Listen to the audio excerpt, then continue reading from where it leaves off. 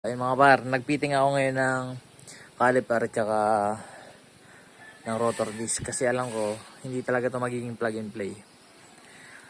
So ayun mga par, yun nga, tama nga yung hinala ko mga par, sumabit nga, yun, sabit na sabit. So yung mangyayari nito mga par, pag naglagay naman ako ng spacer dito sa gitna, uusog yung caliper papunta doon, pati yung bracket. Sasabit naman siya ngayon dito. Yan.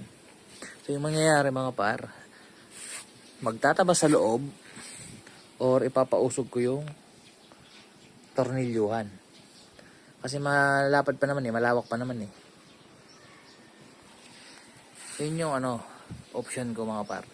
Maghahanap ako ng pwedeng pwedeng mag-usog ng nito. Kasi medyo malapit kasi.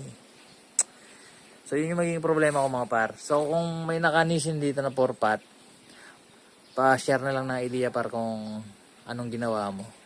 Pero yun yung nakikita kong solusyon kasi may malapad pa naman to. Pwede naman maglagay ulit ng another, lalagyan ng bolt. So yun yung nakikita kong way. So medyo masakit sa ulo mga par. So yun mga par, alright. Ganun talaga ang buhay pag nag-upgrade. Babush.